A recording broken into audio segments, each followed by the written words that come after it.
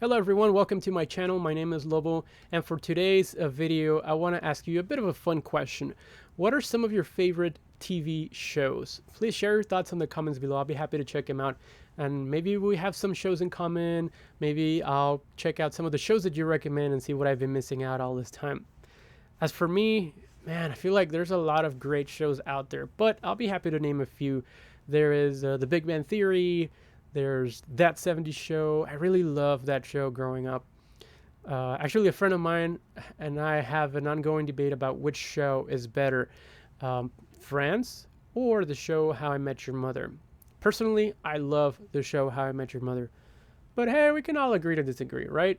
Nonetheless, share your thoughts in the comments below and I'll be happy to check them out. Now, there's a lot of great shows out there, but I picked these for a reason. They all have something in common that I want you to think about. In every episode, the TV shows present the same group of friends, right? And I know that, yes, it's the main cast and that won't change from one episode to the other. But I don't mean that. What I mean is that these guys, they're not family. They're just friends that randomly met one way or another and have started to hang out ever since, and you can see all of their adventures on the episodes on TV. Now, if you're a fan of these shows, you know that these guys share, a bunch of the good and the bad together. You can laugh at the funny things that they do, and sometimes you feel the pain of the struggles that they're challenged with in some of these episodes. But nonetheless, you get to see the point of view of the lives of these friends, hanging out. Now, I know that there's a lot of other key characters that come out, like family members or people that belong to other circle of friends outside of the main, group of friends. But for now, I want you to think about just the main circle of friends, the keyword being circle. Just like these shows, we have our own group of friends, our own inner circle of friends, and no matter who else we hang out with, we always gravitate back to that main group of people. The group of people that we've shared countless of adventures with, maybe the birthday parties growing up, the graduations, the weekend cookouts, the out of your comfort zone experiences like riding a roller coaster or being forced to go camping or fishing against your will, sorry. Those fun times. And I know that you've also shared some of the tough and bad situations. Maybe when you needed a friend to talk to, they were there, or maybe you had a loss in the family and you were grieving and your friends were there for you. Maybe after a breakup or a failed test, your friends have been there for you. And while I know that, yes, also like how in the TV shows you might have other key characters in your life, like your family members and other people outside of your main circles, for now, I just want you to think about the main circle of friends that you have, your tried and true group of friends. And I know that when I say this, you can immediately think of some of these people, right? Am I right? Now that you have that thought in your head, I'm going to ask you this.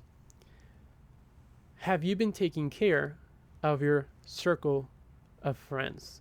Have you really been there recently for your main circle of friends? Now, I know that if you think about your friends, you can think about all the times that you've been together, all the good times. And I know that you've had your fair share of tough situations.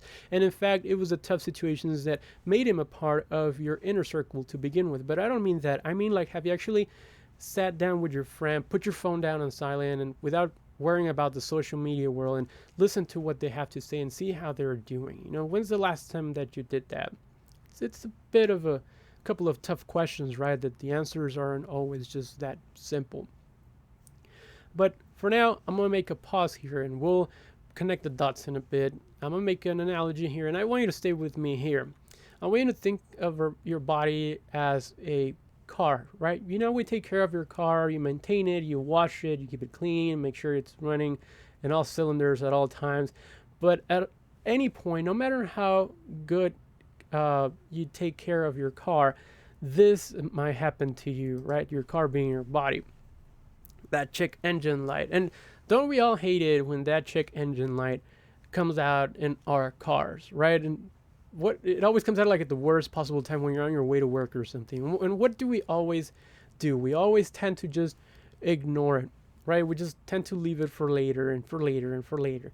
And before you know it, that little problem that started becomes a bigger problem than it actually was. And you know that that sign means something bad, but now that you're hesitating to take care of it, it can become a bigger problem and it can be dangerous, right? Now, let's go back to our friends for a moment. And let's say one of your friends begins to worry because, the financial situations recently have been very tough. I know that a lot of us can relate in this last few months or this last year. It's been really tough in some of us, and we begin to worry. Let's say your friend begins to worry, but says, you know what, it's okay, things will get better eventually. But eventually, that worry becomes stress, and the warning sign comes up, right? They begin to be stressing. They begin to stress about their tight financial situation that is now affecting their family or their relationship, and they say, you know what, I'll just leave it like that. Things will get better, and hope for the best. But then, sooner than later, that stress becomes anxiety, and now things in your car, your body no longer work like they should. Now you can't sleep right, you can't work right, you can't eat or think straight, and things get wildly out of control, right? And it can also be dangerous in those situations. But let me ask you this: where were you as a friend? Now, I'm not trying to make you feel bad. Maybe you were there for your friend. A lot of the times we are there. Maybe we see our friends every day, and maybe we spot that check engine light one day, but we feel it's a bit of a personal issue, or maybe we do ask about it, like, hey, what's going on here? And they tell you, oh, nothing big. It's okay. I got it under control. I'm working on it. Well, okay.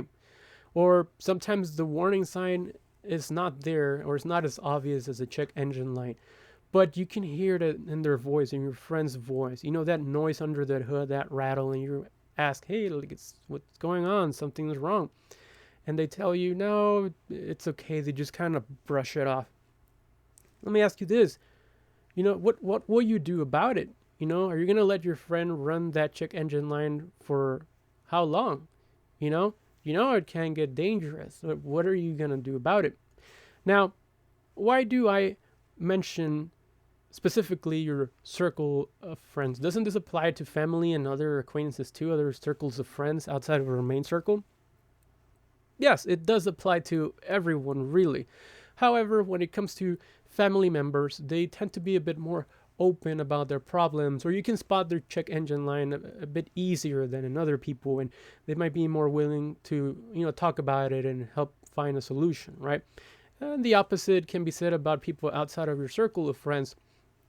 They tend to be more reserved. They might feel their problems are a bit too personal, that they don't want to share with you, or maybe their check engine line is not as obvious as it is on other people, right? But nonetheless, if you do spot a check engine light on anyone, take the time to listen to them and ask how they are doing. You have no idea how much help you can be to someone by just simply asking them how they're doing. Sometimes their problems can be solved by just talking about it, right? Or, could be as simple as putting air on their tires, and that'll help the warning light come off their dashboard.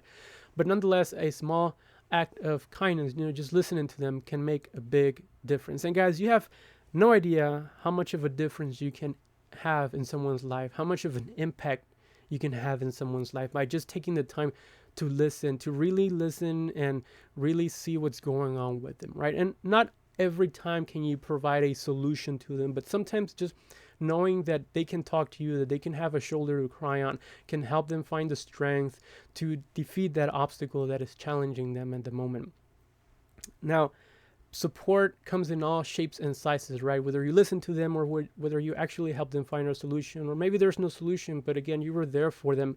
All of that is support nonetheless. Now, today, I want to challenge you. I want to challenge you to reach to that circle of friends, to contact your loved ones and see how they're doing. Check to see if they have a check engine light on them. I want to challenge you to reach out to 3 people and just to see how they're doing. And if perhaps on the flip side, you might feel that you've had your check engine line on for a while, running on your dashboard unattended, then I challenge you to reach out to a friend or reach out to a loved one, someone you feel comfortable with, and talk about it. But whatever you do, do not let that check engine light run for too long unattended. Now, if you can help share this message, it would really help It will help reach out more circles, and it will help get rid of more check engine lights in more people's dashboards. Thank you for watching.